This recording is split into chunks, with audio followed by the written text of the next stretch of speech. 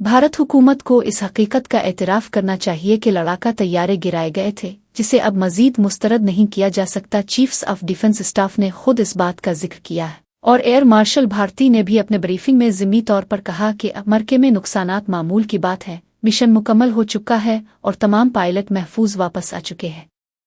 हम अपनी मुसल्लह अफवाज की हर कोशिश की हिमायत करते हैं और उन्हें मुबारकबाद पेश करते हैं।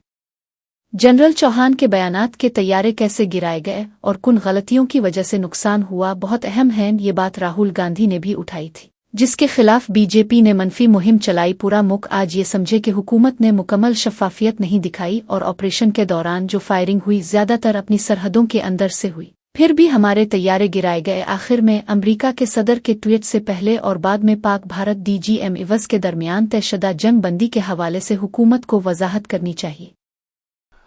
But the fact that the fighter aircraft were down is something that needs to be, the government of India should stop denying that.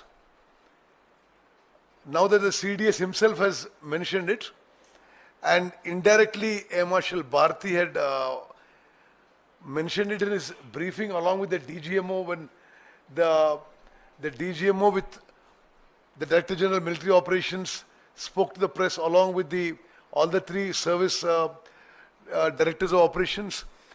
He specifically said, when replying to a question from the media, losses are normal in combat.